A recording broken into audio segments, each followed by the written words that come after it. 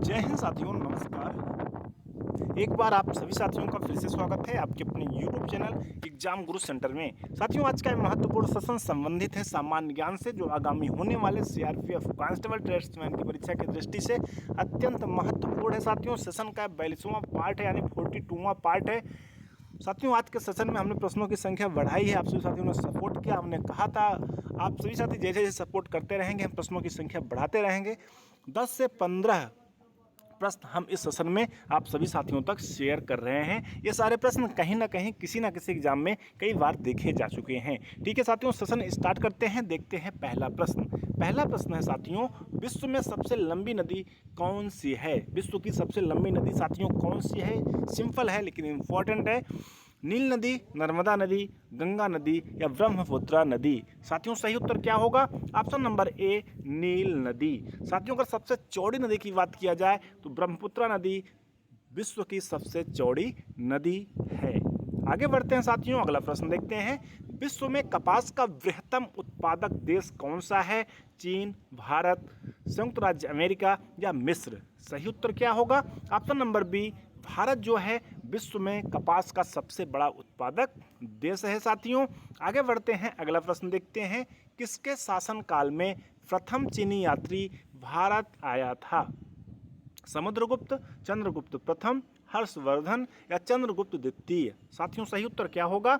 Option number D, Chandragupta द्वितीय के शासनकाल में प्रथम चीनी यात्री भारत आया था। आगे बढ़ते हैं, अगला प्रश्न देखते हैं। निम्नलिखित में से विटामिन ई का सबसे अच्छा स्रोत कौन सा है? मांस, पीला यौक, घी या ताजी सब्जियां? साथियों, सही उत्तर क्या होगा? ऑप्शन नंबर डी, ताजी सब्जियां। साथियों, आप सभी साथी वीडियो को रोक सकते हैं और अपने उत्तर को नोट डाउन कर सकते हैं। बाद में हमारे द्वारा बताए गए उत्तर से मिलान कर सकते हैं। आगे बढ़ते हैं साथियों, अगला प्रश्न देखते हैं। नेहरू ट्रॉफी किस खेल से संबंधित है? नेहरू ट्रॉफी साथियों, नेहरू ट्रॉफी किस खेल से संबंधित है?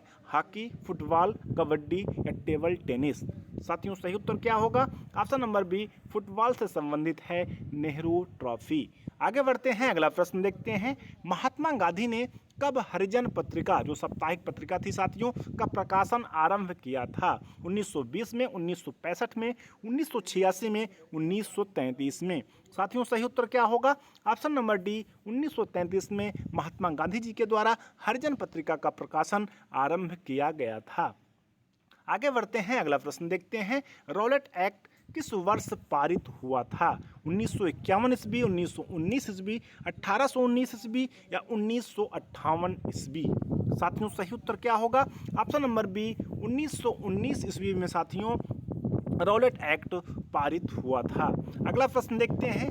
भारत के उत्थान के लिए जन चेतना जगाने हेतु किसने लंदन में ईस्ट इंडिया एसोसिएशन की स्थापना की? दादा भाई नौरोजी, महात्मा गांधी, पंडित जवाहरलाल नेहरू या रविंद्रनाथ ठाकुर? साथियों, सही उत्तर क्या होगा? ऑप्शन नंबर ए, दादा भाई नौरोजी। आगे बढ़ते हैं, अगला प्रश्न देखते हैं। फूट डालो और राज करो की नीति अपनाई थी Lord Mountbatten, Lord William Bentinck या लॉर्ड कर्जन या लॉर्ड क्रिप्स? साथियों, सही उत्तर क्या होगा? Option number C, Lord Curzon के द्वारा फूट डालो और राज करो की नीति अपनाई गई थी। आगे बढ़ते हैं, अगला प्रश्न देखते हैं। रेल से संबंधित प्रश्न है साथियों। भारतीय रेल का राष्ट्रीयकरण कब हुआ था? 1951, 1898, 1955, 1960 ईस्वी? साथियों, सही उत्तर क्या होगा? ऑप्शन नंबर ए, 1951 ईस्वी में भारतीय रेल का राष्ट्रीयकरण हुआ था। आगे बढ़ते हैं साथियों, अगला प्रश्न देखते हैं। भारत में पहली बार मेट्रो रेल सेवा किस नगर में आरंभ की गई? काफ़ी सिंपल क्वेश्चन है साथियों, लेकिन हो सकता है परीक्षा में देखने को मिले। कोलकाता, गोरखपुर, दिल्ली या मुंबई? सही उत्तर क्या होगा? Option number A, Kolkata. आगे बढ़ते हैं साथियों, अगला प्रश्न देखते हैं। भारतीय रेल का स्लोगन क्या है? राष्ट्र की जीवन रेखा, राष्ट्रीय कार्रवाई सड़क, राष्ट्र सेवा की रोड या अन्य? साथियों, सही उत्तर क्या होगा? ऑप्शन नंबर ए, राष्ट्र की जीवन रेखा। आगे बढ़ते हैं, अगला प्रश्न देखते हैं। गौतम बुद्ध ने प्रथम उपदेश कहाँ दिया था?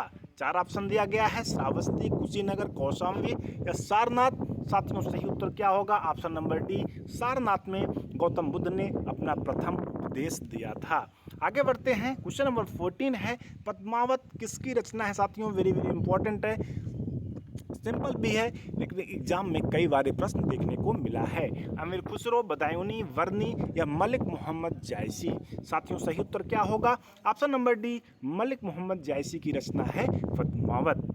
साथियों सेशन का अंतिम प्रश्न देखते हैं। अगर पसंद आ रहा हो तो साथियों लाइक करिएगा, लाइक करने में कोई कंजूसी न करिएगा।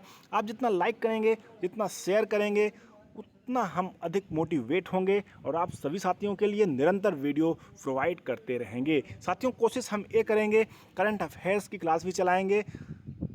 पेपर के 3 महीना पहले के जो भी करंट अफेयर्स के क्वेश्चन हैं, हम कोशिश करेंगे 3 वीडियो में आप सभी साथियों तक अवश्य शेयर करें। साथियों क्वेश्चन क्या है? भारत में सबसे ऊंचा बांध भाखड़ा किस नदी पर बना है? झेलम, सतलुज, गोदावरी, व्यास। साथियों सही उत्तर क्या होगा? ऑप्शन नंबर बी, सतलुज नदी पर बना है भारत का सबसे ऊंचा बांध भाखड़ा।